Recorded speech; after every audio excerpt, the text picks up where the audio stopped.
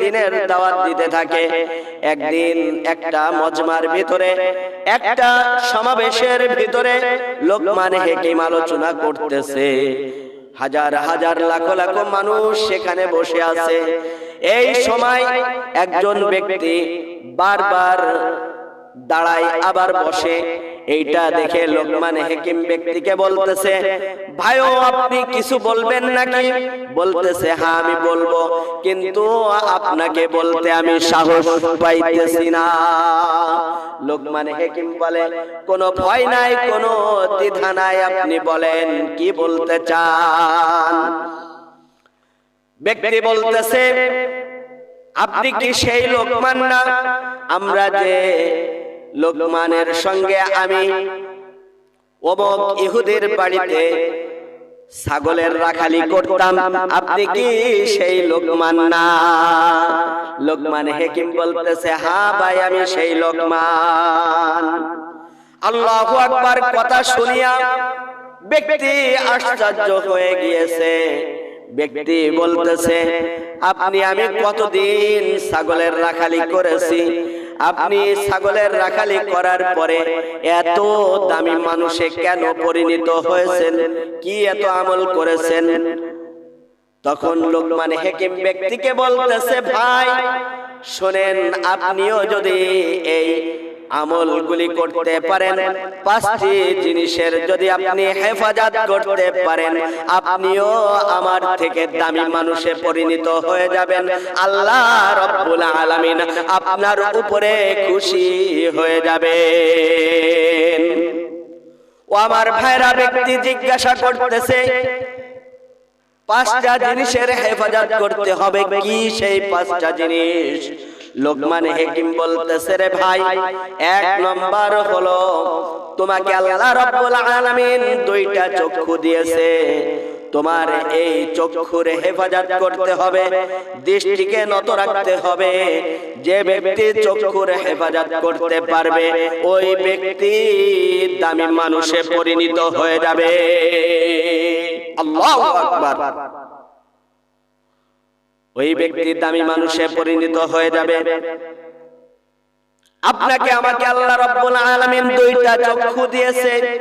এই চক্ষু দ্বারা বেগানা নারীর দিকে তাকানো যাবে না, মা বোনেরা, বেগানা পুরুষের দিকে তাকানো যাবে না। এই চক্ষু দ্বারা পিতা মাতার দিকে চোখ রাঙায় কথা বলা যাবে না। এই চক্ষু দ্বারা আল্লাহ রাব্বুল আলামিনের নিয়ামত দেখতে হবে, কোরআন তেলাওয়াত করতে হবে, পিতা মাতার দিকে সুনজরে তাকাইতে হবে। পিতা মাতার দিকে যদি সুনজরে তাকাইতে পারেন, তাহলে একটা কবুল হজের সওয়াব আপনার আমল নামায় আল্লাহ রাব্বুল আলামিন দিয়া দিবেন। কিন্তু আমরা তা করি না। কি করি? আমরা যুবক যারা আছে, যুবকদের উদ্দেশ্যে বলি, ভাই ও আমার কলিজার টুকরা যুবক ভাইরা, দুইটা চক্ষু আল্লাহ রাব্বুল আলামিন দিয়েছে। এই চক্ষু যেখানে সেখানে তাকায়েন না, যেখানে সেখানে তাকায়া চক্ষু নষ্ট করেন না, আমল নষ্ট করেন না। বেগানা পুরুষের দিকে মা বোনেরা তাকায়েন না। আলহামদুলিল্লাহ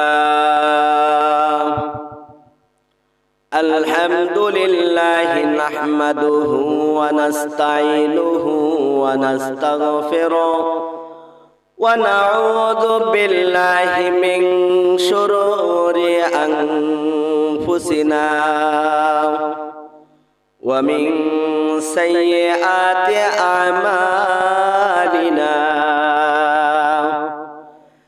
من يهده الله فلا مضل له ومن يضلله فلا هادي له ونشهد أن لا إله إلا الله وحده لا شريك له أما بعد فأعوذ بالله من الشيطان الرجيم بسم الله الرحمن الرحيم ওয়ালাকাদ আতাইনা লুকমানাল হিকমাতা আনিশকুর লিল্লাহ ওয়া মান ইয়াশকুর ফাইন্নামা ইয়াশকুরু লিনাফসিহি ওয়া মান কাফারা ফাইন্নাল্লাহা গানিয়্যুন হামিদ। قال النبي صلى الله عليه وسلم من يضمن لي ما بين لحييه وما بين رجليه يضمن له الجنة صدق الله العظيم وصدق رسوله النبي الكريم ونحن على ذلك من الشاهدين والشاكرين والحمد لله رب العالمين।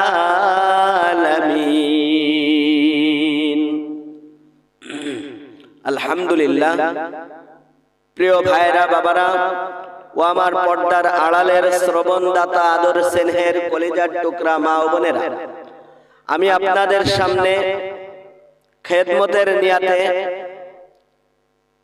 কালামে পাক থেকে সূরাতুল লুকমান থেকে 12 নম্বর আয়াত তেলাওয়াত করছি। আল্লাহর হাবিব সাল্লাল্লাহু আলাইহি ওয়াসাল্লামের অসংখ্য হাদিস থেকে এক টুকরা হাদিস তেলাওয়াত করছি। এই আয়াত এবং হাদিসকে সামনে রেখে সংক্ষিপ্ত আকারে অল্প কিছু কথা বলবো, যে কথাগুলি আমরা সকলে মনোযোগ সহকারে আমলের নিয়াতে দিলের কান দ্বারা শোনার চেষ্টা করব। ওমা তৌফিকি ইল্লা বিল্লাহ। প্রিয় ভাইরা বাবারা ও আমার পর্দার আড়ালের শ্রবণদাতা আদর স্নেহের কলিজার টুকরা মা ও বোনেরা, এই সূরাটা মক্কায় অবতীর্ণ হয়েছে। সূরাটার নাম হলো সূরাতুল লুকমান। এই সূরাটার ভিতরে আয়াতের সংখ্যা রয়েছে 34টা, রুকু রয়েছে 4টা। এই সূরাটা আল্লাহ সুবহানাহু ওয়া তাআলা লুকমান হাকিম তার সন্তানকে কিছু উপদেশ দিয়েছিল। এই উপদেশ দেওয়ার কারণে আল্লাহ সুবহানাহু ওয়া তাআলার এত প্রিয় হয়েছিল, ভালো লেগেছিল, এই জন্য তার নামে একটি সূরা নাজিল করেছে। প্রিয় ভাইরা বাবারা, এই বিশ্ব ভুবনের ভিতরে 3 জন বিশ্ববিখ্যাত মানুষ ছিল, যে মানুষগুলি দুনিয়ার নিজাম অনুযায়ী দামি মানুষ না, কিন্তু আল্লাহ সুবহানাহু ওয়া তাআলার কাছে এত দামি মানুষ হয়েছে এবং এত প্রিয় লাগছে আল্লাহ পাকের, যে আল্লাহ সুবহানাহু ওয়া তাআলা সব থেকে দামি মানুষে পরিণত করে দিয়েছেন। এই 3 জন মানুষ হলো, একজন হলো মাহজা রাদিয়াল্লাহু তাআলা আনহু। এই ব্যক্তি ছিল একজন গোলাম, তার বাবাও গোলাম ছিল, তার দাদাও গোলাম ছিল। আল্লাহু আকবার। কিন্তু দামি মানুষ হয়েছে। এই ব্যক্তি কার গোলাম ছিল? এই ব্যক্তি ছিল ওমর রাদিয়াল্লাহু তাআলা আনহুর গোলাম। 2 নাম্বার হলো বিলালে হাবশির কথা আপনারা শুনেছেন। বিলালে হাবশি রাদিয়াল্লাহু তাআলা আনহু কালো মানুষ ছিল, চেহারাটা ভালো ছিল না, ঠোঁটগুলি মোটা মোটা ছিল এবং বংশের পরিচয় ভালো ছিল না, আর্থিক অবস্থা ভালো ছিল না। ব্যক্তি ছিল একজন গোলাম, একজন ইহুদির গোলাম ছিল। কিন্তু ব্যক্তি দামি মানুষে পরিণত হয়েছে। লোকমান হাকিম, যার আলোচনা আপনাদের সামনে করার চেষ্টা করব। এই লোকমান হাকিম কালো মানুষ ছিল, হাবশি দেশের মানুষ ছিল, চেহারাটা ভালো ছিল না, বংশ ভালো ছিল না, আর্থিক অবস্থা ভালো ছিল না, কিন্তু আমার মাওলা পাকের কাছে দামি মানুষে পরিণত হয়েছে। তিনজন কালো মানুষ জান্নাতে যাবে। তিনজন মানুষ এত দামি ছিল আমার ভাইরা। বংশের নাম যদি মানুষ হতো, চেহারার নাম যদি মানুষ হতো, যদি সার্টিফিকেটের নাম যদি মানুষ হতো, যদি সুঠাম দেহের অধিকারী ব্যক্তির নাম যদি মানুষ হতো, তাহলে মুহাম্মাদুর রাসূলুল্লাহ সাল্লাল্লাহু আলাইহি ওয়াসাল্লামের পরে দামি মানুষ হতো আবু জাহেল। ও আমার ভাইরা, ও আমার বাবারা, আল্লাহ রাব্বুল আলামিন কালো ধনী দেখে না, কালো সুন্দর দেখে না, গরিব ধনী দেখে না। আল্লাহ রাব্বুল আলামিন কাল কিয়ামতের ময়দানে দুইটা জিনিস দেখবে। সেই দুইটা জিনিস হলো, এক নাম্বার হলো যার দিলের ভিতরে সাচ্চা ঈমান আছে, যার দিলের ভিতরে নেক আমল রয়েছে, এই ব্যক্তিকে আল্লাহ রাব্বুল আলামিন দুনিয়া এবং আখিরাতে দামি মানুষে পরিণত করে দিবেন।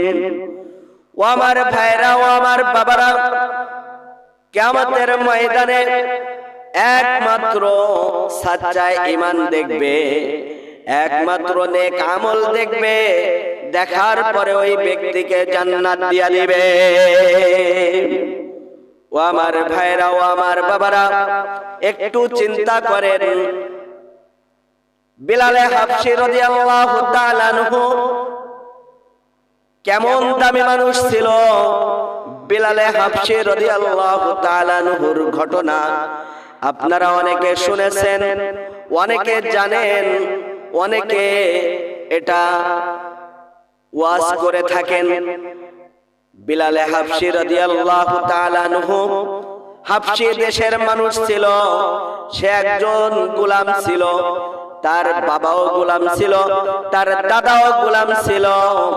এই বিলাল হাবশী রাদিয়াল্লাহু তাআলা আনহু এত দামি হয়েছে, এত দামি হয়েছে।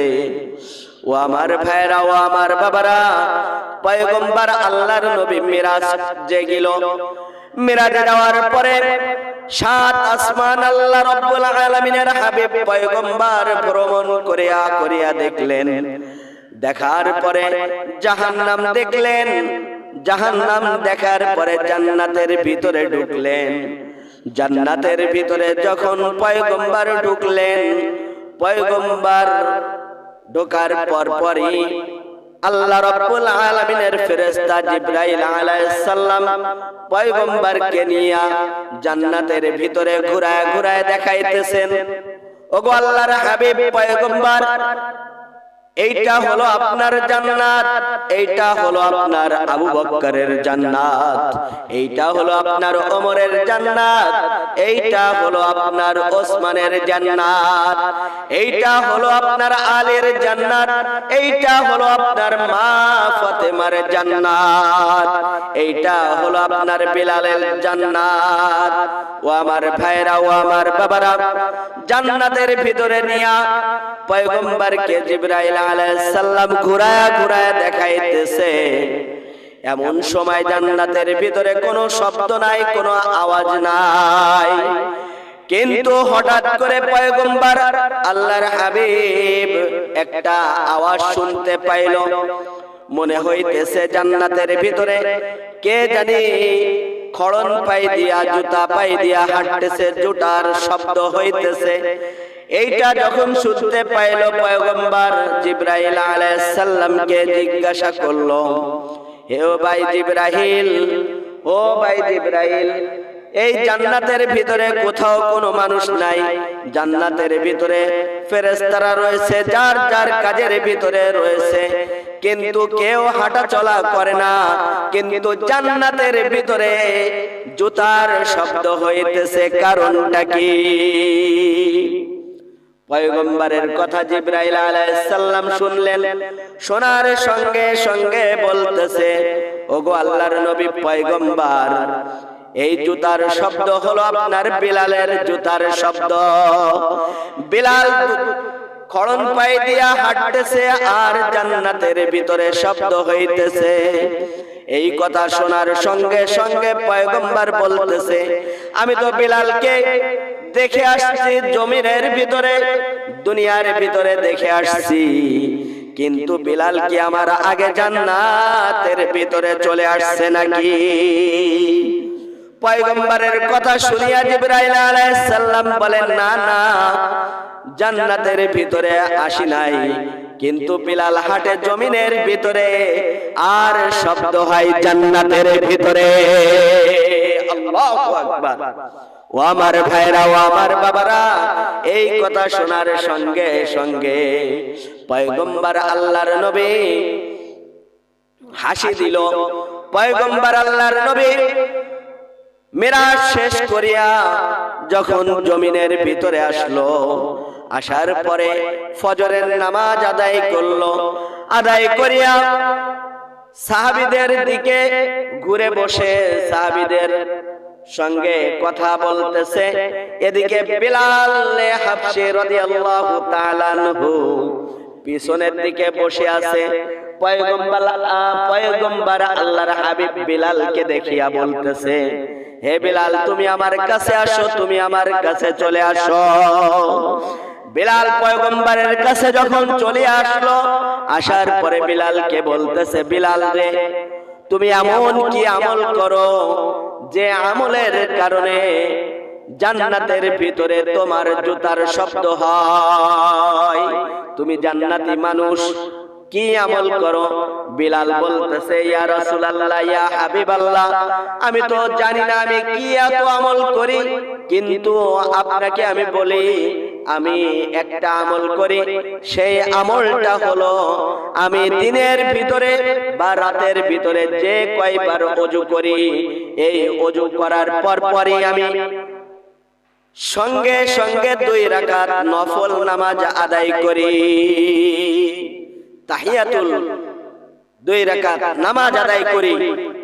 ও আমার ভাইরা, ও আমার বাবারা, তাহিয়াতুল নামাজ কত দামি, কত দামি! দেখেন, বিলাল দুনিয়ার ভিতরে 2 রাকাত নফল নামাজ পড়ে আর জমিনের ভিতরে হাঁটা চলা করে, তার কাজ কর্ম করে, করার পরেও বিলাল জান্নাতের ভিতরে হাঁটা চলার শব্দ ফেরেশতারাও শোনে, পয়গম্বরও শোনে। যার জান্নাতের ভিতরে হাঁটার আওয়াজ চলে, যার জান্নাতের ভিতরে হাঁটার শব্দ হয়, ওই ব্যক্তিকে জাহান্নামী হতে পারে। জোরে বলেন, জাহান্নামী হতে পারে না। কি বলে, কথাই শোনা যায় না। জাহান্নামী হতে পারে না, জান্নাতি মানুষ। ও আমার ভাইরা, ও আমার বাবারা, বিলালের অনেক ঘটনা রয়েছে। বিলাল দিনের জন্য, ইসলামের জন্য অনেক কষ্ট মেহনত করেছে। ও আমার ভাইরা, এই বিষয়ে আমি আলোচনা করব না, আমি লোকমান হাকিমের কথাগুলি আপনাদের সামনে তুলে ধরব। ও আমার ভাইরা, লোকমান হাকিম তিনিও একজন ছিল হাবশী গোলাম। সে নিজে গোলাম ছিল, তার বাবাও গোলাম ছিল, তার দাদাও গোলাম ছিল, তার পর দাদাও গোলাম ছিল।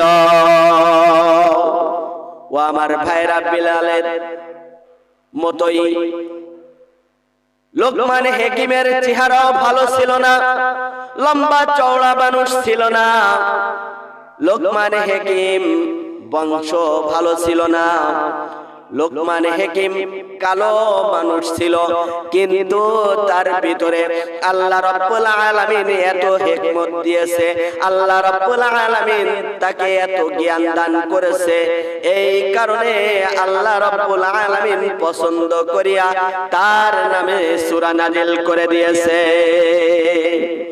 ও ও আমার ভাইরা, ও আমার বাবারা, লোকমান হাকিম একজন ইহুদির বাড়িতে গোলামি করত, তার বাড়িতে ছাগলের রাখালি করত।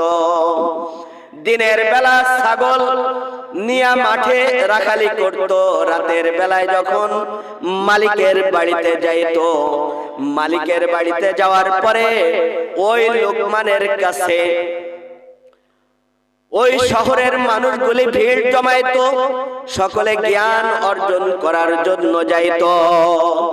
লোকমানের যে মুনিব ছিল, লোকমানের যে মালিক ছিল, মালিক চিন্তা করত আমার আন্ডারে এত মানুষ কাজকর্ম করে, কিন্তু এত মানুষ আমার কাছে আসে না, এই লোকমানের কাছে কেন আসে? লোকমানের কাছে জিজ্ঞাসা করলো। লোকমান বলে যে আমার কাছে কিছু জ্ঞান অর্জন করার জন্য আসে। যে ব্যক্তিরা লোকমানের কাছে আসে তাদের কাছে জিজ্ঞাসা করলো, লোকমানের কাছে কেন আসো? বলে যে আমরা জ্ঞান অর্জন করতে আসি, সে সুন্দর সুন্দর উপদেশ দেয়, এই জন্য আমরা তার কাছে আসি, জ্ঞান শিক্ষা করার জন্য আসি। লোকমান হাকিমকে একদিন তার মালিক পরীক্ষা করলো, লোকমানের ভিতরে কেমন জ্ঞান রয়েছে। ও আমার ভাইরা, একদিন পরীক্ষা করার পরে লোকমান সেই পরীক্ষায় জয়লাভ করলো, উত্তীর্ণ হয়ে গেল। হয়ে যাওয়ার পরে লোকমানের উপরে তার মালিক খুশি হইয়া লোকমানকে আজাদ করে দিল। আল্লাহু আকবার। আজাদ করে দেওয়ার পরে লোকমান হাকিম কি করে শোনেন। লোকমান হাকিম মানুষের সামনে দিনের দাওয়াত নিয়ে যায়, মানুষের কাছে দিনের দাওয়াত পৌঁছে দেওয়ার জন্য চেষ্টা মেহনত করতে থাকে। মানুষদেরকে এক জায়গা করিয়া সেখানে একটা সমাবেশ করে, সেখানে একটা দিনের মজমা করে।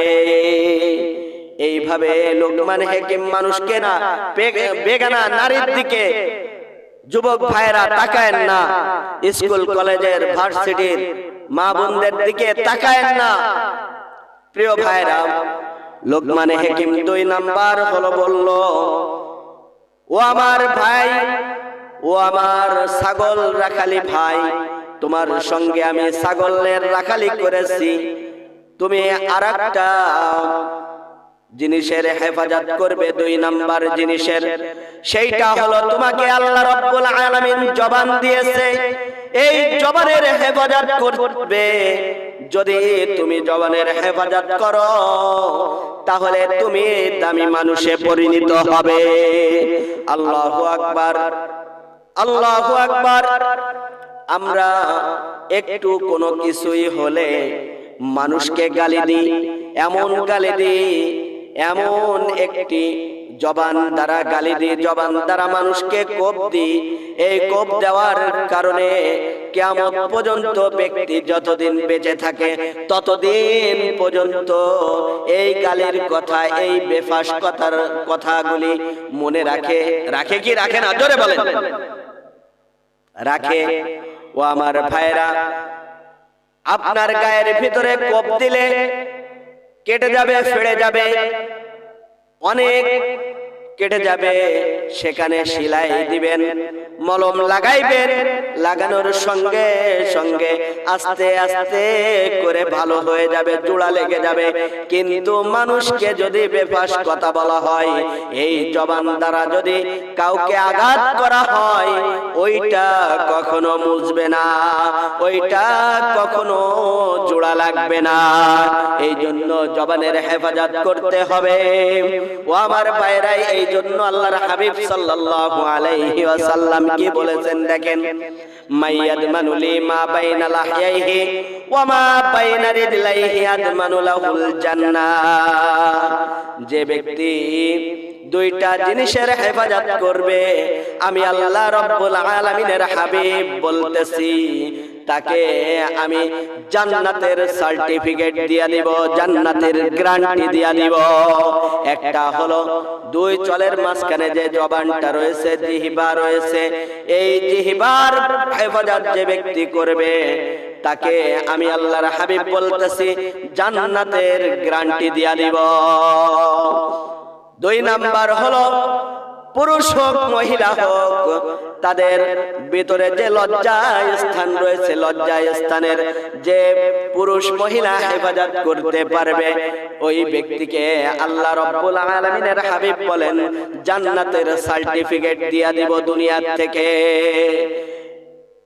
গ্যারান্টি সহকারে আমি আল্লাহর হাবিব বলতেছি ও আমার ভাইরা, 3 নাম্বার হলো লজ্জায় স্থানের হেফাজত যে ব্যক্তি করতে পারবে ওই ব্যক্তি দামি মানুষে পরিণত হবে। এইটা হলো লোকমান হাকিম ব্যক্তিকে বলতেছে। 4 নাম্বার হলো আল্লাহ রাব্বুল আলামিন 2টা কান দিয়েছে আপনাকে আমাকে, এই কান দ্বারা গান বাজনা শোনা যাবে না। যুবক ভাইরা, যুবতী মা ও বোনেরা, বর্তমান ডিজিটাল যুগ, বর্তমান ইন্টারনেটের যুগ, এই ইন্টারনেটের যুগ হিসাবে যুবক যুবতীর ভিতরে কানে ইয়ারফোন দিয়া দিয়া, হাতের ভিতরে অ্যান্ড্রয়েড সেট থাকে, হাতের ভিতরে স্মার্টফোন থাকে, এই স্মার্টফোনের ভিতরে যা খুশি তাই দেখা যায়।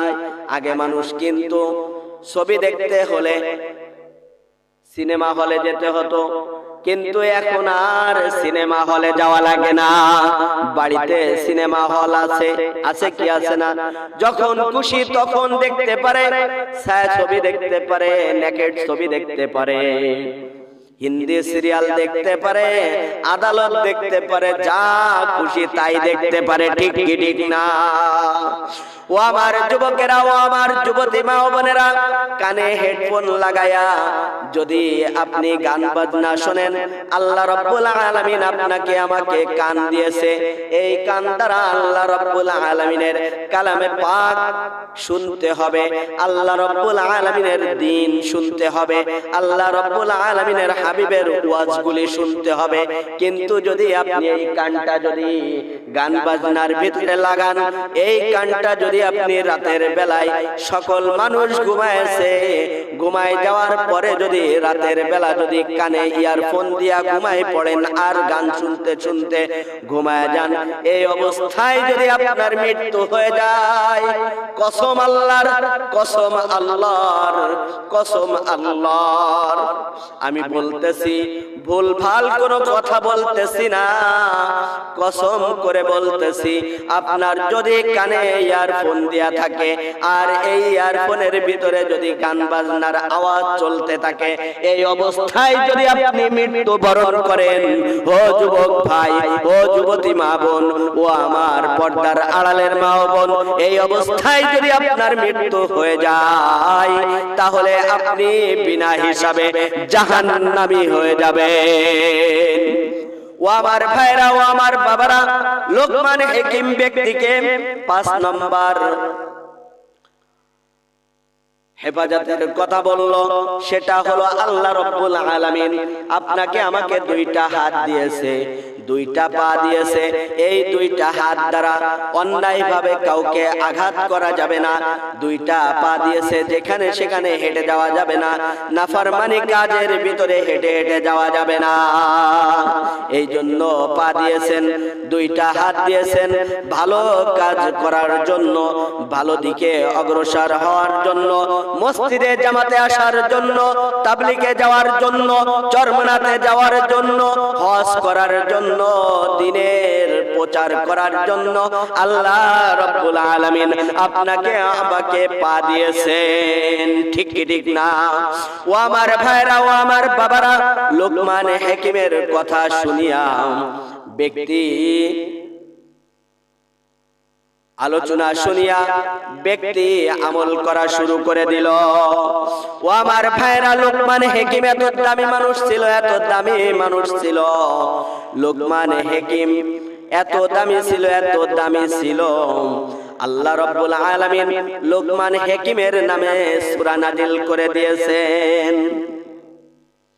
আল্লাহ সুবহানাহু ওয়া তাআলা কুরআনুল কারীমের ভিতরে 25 জন নবী রাসূলের কথা আনছে, কিন্তু 6 জন নবী রাসূলের নামে আল্লাহ রাব্বুল আলামিন সূরা নাজিল করেছেন। সূরা নাজিল করেছেন 6 জন নবী রাসূলের নামে। 1 নম্বর হলো ইউনূস আলাইহিস সালামের নামে সূরা ইউনূস নাজিল করেছেন। আল্লাহু আকবার। 2 নম্বর হলো হুদ আলাইহিস সালামের নামে সূরাতুল হুদ নাজিল করেছেন আল্লাহ রাব্বুল আলামিন। 3 নম্বর হলো ইউসুফ আলাইহিস সালামের নামে সূরা ইউসুফ নাজিল করে দিয়েছেন। 4 নম্বর হলো ইব্রাহিম আলাইহিস সালামের নামে সূরাতুল ইব্রাহিম আল্লাহ রাব্বুল আলামিন নাজিল করেছেন সূরা ইব্রাহিম। 6 নম্বর হলো মুহাম্মাদুর রাসূলুল্লাহ সাল্লাল্লাহু আলাইহি ওয়াসাল্লামের উপরে মুহাম্মদ সূরা নাজিল করে দিয়েছেন। কিন্তু কোন নবী রাসূলের উপরে 6 জন ব্যক্তি ছাড়া কোন নবী রাসূলের উপরে আল্লাহ রাব্বুল আলামিন সূরা নাজিল করে নাই, তাদের নামকরণ করিয়া। এই 6 জনের উপরে নামকরণ করিয়া সূরা নাজিল করেছেন। কিন্তু কত বড় আল্লাহ পাকের হাস্তি ছিলেন, হিকমত ওয়ালা ছিলেন। আল্লাহ পাক লুকমানকে কত ভালোবাসছেন, এই ভালোবাসার কারণে তার নামে একটি সূরা নাজিল করে দিয়েছেন। আল্লাহু আকবার। 2 জন ব্যক্তির নামে সূরা নাজিল করেছেন, একজন ছিল পুরুষ, একজন ছিল মহিলা। কিন্তু এরা কোনো নবী এবং রাসূল নয়, এরা হলো সাধারণ মানুষ। তাদের উপরে সূরা নাজিল করেছেন। 1 নম্বর মহিলা হলো মারিয়ামের উপরে সূরাতুল মারিয়াম নাজিল করেছেন। আর হলো লুকমানের উপরে সূরাতুল লুকমান নাজিল করেছেন। 114টা সূরা রয়েছে এই কুরআনুল কারীমের ভিতরে। এই কুরআনুল কারীমের ভিতরে 100 সূরার ভিতরে লুকমানের নামে আল্লাহ রাব্বুল আলামিন তার উপদেশগুলি আল্লাহ পাকের কাছে ভালো লাগছে, প্রিয় লাগছে, এই জন্য সূরা নাজিল করেছেন তার নামকরণ করিয়া। ও আমার ভাইরা, ও আমার বাবারা, লুকমান হাকিম এত দামি মানুষ ছিল। লুকমান হাকিম তার সন্তানকে কিছু উপদেশ দিয়েছিল, যে উপদেশগুলি আল্লাহ রাব্বুল আলামিনের কাছে ভালো লাগছিল। ভালো লাগার কারণে আল্লাহ রাব্বুল আলামিন কি করেছিল? আল্লাহ রাব্বুল আলামিন কুরআনুল কারীমের ভিতরে তার এই উপদেশগুলো তুলে দিয়েছেন। বলেন সুবহানাল্লাহি বিহামদিহি, আল্লাহু আকবার। কি উপদেশ দিয়েছিল? 1 নম্বর উপদেশ লুকমান তার সন্তানকে দিয়েছিল, হে আমার সন্তান, হে আমার সন্তান, ইয়া বুনাইয়া লা তুশরিক বিল্লাহ ইন্নাশ শিরকা লাযুলমুন আযীম। হে আমার সন্তান, কোন অবস্থাতে আল্লাহ রাব্বুল আলামিনের সঙ্গে কাউকে শরীক করবে না, অংশীদার বানাইবে না, শিরক করবে না। 1 নম্বর উপদেশ আল্লাহ পাকের কাছে ভালো লাগছিল, কুরআনুল কারীমের ভিতরে সেটা উল্লেখ করেছেন। 2 নম্বর উপদেশ দিয়েছিল, ইয়া বুনাইয়া ইন্নাহা ইন তাকু মিসকালা হাববাতিন মিন খারদালিন। হে আমার সন্তান, অন্যায় অপরাধ থেকে বিরত থাকো। তুমি যদি গোপনেও যদি অন্যায় করে থাকো, শিলা গর্ভের ভিতরেও যদি তুমি অপরাধ করো, তুমি মাটির নিচে থেকেও যদি অপরাধ করো, তুমি আসমানের থেকেও যদি অপরাধ করো, তুমি যদি বিল্ডিং বাড়ির ভিতরেও যদি ভিতরে আটকা রেখেও যদি তুমি অপরাধ করো, এবং সেটার প্রতিদান তুমি কিয়ামতের ময়দানে পাইবে। জাররা থেকে জাররা এই পরিমাণ যদি তুমি অন্যায় করে থাকো, এর জন্য কাল কিয়ামতের ময়দানে তোমার জবাবদিহি করা লাগবে। আল্লাহ তাআলা তোমাকে কিয়ামতের ময়দানে ওই জাররা পরিমাণ যদি অন্যায় করে থাকো, ওই অন্যায়কে সঙ্গে করে তোমাকে কিয়ামতের ময়দানে উঠাইবে। এই জন্য অন্যায় অপরাধ থেকে তুমি নিজেকে ফেরায় রাখবা। 3 নম্বর উপদেশ দিয়েছিল লোকমান হাকিম তার সন্তানকে, ওয়াসাইনাল ইনসানা বিওয়ালিদাইহি হামালাতহু উম্মুহু ওয়াহনান আলা ওয়াহনিন ওয়া ফিসালুহু ফি আমাইনি আনিশকুরু লি ওয়া লিওয়ালিদাইকা ইলাইয়াল মাসীর। হে সন্তান, পিতামাতার সঙ্গে সৎ আচরণ করবে, কারণ তোমাকে পিতামাতা অনেক কষ্ট করে লালন পালন করেছে। তোমার আম্মা তোমাকে 10 মাস 10 দিন গর্ভে ধারণ করে রাখছে এবং তোমাকে 2 বছর পর্যন্ত দুধ পান করাইছে।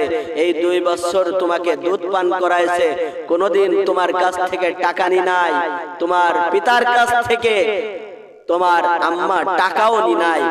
এই জন্য পিতামাতার সঙ্গে খারাপ আচরণ করা যাবে না। পিতামাতা অনেক কষ্ট করে আপনাকে আমাকে লালন পালন করেছে, আপনাকে আমাকে পড়ালেখা শিখাইছে। আমার কথা আমি বলি, আমার পিতামাতা আমার পড়ালেখার পিছনে অনেক অবদান, আমাকে অনেক পড়ালেখা করার জন্য সুযোগ দিয়েছেন, অনেক টাকা পয়সা আমার উপরে খরচ করেছেন। ও আমার ভাইরা, প্রত্যেকটা পিতামাতা সন্তানের ভালো চায়। কেউ কোনো পিতামাতা নাই যে সন্তানের ভালো চায় না। এই জন্য পিতামাতার সঙ্গে সৎ আচরণ করতে হবে। লোকমান হাকিম তার সন্তানকে এই উপদেশ দিয়েছিল। 4 নম্বর লোকমান হাকিমের উপদেশ কি ছিল শোনেন। 4 নম্বর উপদেশ হলো, ইয়া বুনাইয়া আকিমিস সালাত, হে আমার সন্তান, কোন অবস্থাতে নামাজ ছাড়বে না, তুমি নামাজ কায়েম করবে। আমরা তো নামাজ ছেড়ে দিচ্ছি, আমার সন্তানদেরকে নামাজ থেকে বিরত রাখতেছি, আরো বলতেছি সন্তান ঘুম নষ্ট হবে সন্তানের। এটা করা যাবে না প্রিয় ভাইরা বাবারা। এটা করলে আপনি কাল কিয়ামতের ময়দানে জাহান্নামী হয়ে যাবেন। এই জন্য সন্তানকে নামাজের তাকিদ দেন, সন্তানকে নামাজের আদেশ দেন। 5 নম্বর উপদেশ দিয়েছিল লোকমান হাকিম তার সন্তানকে, আমরুম বিল মারুফ ওয়া নাহা আনিল মুনকার। হে সন্তান, সৎ কাজের আদেশ করবে, অসৎ কাজ থেকে নিষেধ করবে, নিজেও অসৎ কাজ থেকে বিরত থাকবে, অন্যদেরকেও বিরত রাখবে। এইটাই হলো তোমার কাজ। কোনো অবস্থাতে এই কাজগুলি করতে পারবে না। 6 নম্বর উপদেশ হলো, ওয়াসবির আলা মা সাবাক ইন্না যালিকা মিন আজমিল উমুর। হে সন্তান, কখনো কখনো বিপদ তোমার কাছে চলে আসবে। বিপদ চলে আসার সঙ্গে সঙ্গে তুমি ধৈর্য ধারণ করবে, আল্লাহ রব্বুল আলামিনের উপরে সবর করবে। যদি সবর করতে পারো তাহলে তোমাকে আল্লাহ রব্বুল আলামিন প্রতিদান দিবে। যে ব্যক্তি সবর করে তাকে প্রতিদান আল্লাহ রব্বুল আলামিন দিয়ে দেয়। আল্লাহ রব্বুল আলামিন তাকে পুরস্কার দিয়ে দিবেন। সবরকারী ব্যক্তির সঙ্গে আল্লাহ রব্বুল আলামিন স্বয়ং থাকেন। প্রিয় ভাইরা বাবারা, 6 নম্বর উপদেশ গেল। 7 নম্বর উপদেশ হলো, ওয়ালা তুসাইর খাদ্দাকা লিন্নাস। হে আমার সন্তান, কোন মানুষকে অবজ্ঞা করবে না, কোন অবস্থাতে ঘৃণা করবে না, তিরস্কার করবে না। আমাদের ভিতরে একটা বদ অভ্যাস আছে, সুন্দর মানুষ কালো মানুষকে তিরস্কার করে, ঘৃণা করে, ধনী মানুষ গরিবদেরকে ঘৃণা করে, তুচ্ছাই করে, দূর দূর করে তাড়া দেয়। প্রিয় ভাইরা, এটা করা যাবে না। এটা থেকে নিজেকে ফিরায় রাখবো, অন্যদেরকেও ফিরায় রাখবো, চেষ্টা করব। লোকমান হাকিমের 7 নম্বর উপদেশ গেল। 8 নম্বর উপদেশ হলো ওয়ালা তামশি ফিল আরদি মারহা। হে সন্তান, এই জমিনটা আল্লাহ রাব্বুল আলামিন দিয়েছে, এই জমিনের ভিতরে তুমি দাম্ভিকতার সঙ্গে চলো না। দাম্ভিকতা আল্লাহ রাব্বুল আলামিন পছন্দ করে না। ইন্নাল্লাহ লা ইউহিব্বু কুল্লা মুখতালিন ফখুর। আল্লাহ রাব্বুল আলামিন যাদের ভিতরে দাম্ভিকতা রয়েছে, বুক ফুলায়ে আল্লাহর জমিনে হাঁটে, বুক ফুলায়ে মানুষের সামনে চলে, এই ব্যক্তি কে আল্লাহ রাব্বুল আলামিন কোন অবস্থাতে পছন্দ করে না। 8 নম্বর উপদেশ গেল।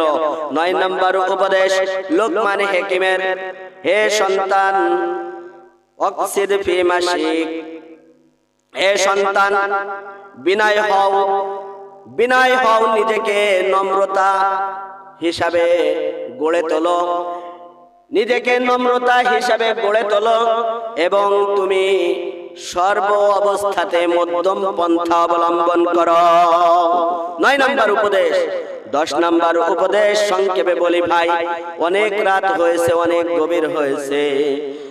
10 নম্বর হলো ওয়াগদুদ মিন সাউতিক ইন্না আনকারাল আসওয়াতি লা সাউতুল হামির। হে সন্তান, নিচু কণ্ঠে নিচু আওয়াজে মানুষের সঙ্গে কথা বলো, যখন যেখানে যেটা প্রয়োজন সেইভাবে কথা বলো। সব জায়গায় আবার নিচু কথা বলতে আল্লাহ রাব্বুল আলামিন বলি নাই, যেখানে যেমন প্রয়োজন সেখানে তেমন ব্যবহার করতে আল্লাহ রাব্বুল আলামিন বলেছেন। লোকমান হাকিম কত দামি মানুষ ছিল ও আমার ভাইরা, ও আমার বাবারা, একমাত্র দামি মানুষ হয়েছে তাদের দিলের ভিতরে সাচ্চা ঈমান ছিল এবং নেক আমল ছিল। নেক আমল করার কারণে এত দামি মানুষে পরিণত হয়েছে। শুধু তা নয়, আরেকটি ঘটনা আপনাদের সামনে তুলে ধরি। লোকমান হাকিমকে আল্লাহ রাব্বুল আলামিন একদিন ফেরেশতা দিয়ে পাঠায়েছে, লোকমান তোমার জ্ঞান, তোমার উপদেশ আমার কাছে এত ভালো লাগছে, আমার আল্লাহ রাব্বুল আলামিনের কাছে এত ভালো লাগছে লোকমান, যে তোমার এই উপদেশগুলো ভালো লাগার কারণে আমি চাই তোমাকে নবুয়াত দিব। আল্লাহ রাব্বুল আলামিন বলতেছে, আমি চাই তোমাকে নবুয়াত দিব, তোমাকে নবী বানাইতে চাই, তুমি কি বলো? লোকমান হাকিম কত বড় হিকমত ওয়ালা, কত বড় জ্ঞান ওয়ালা, একটু চিন্তা করেন।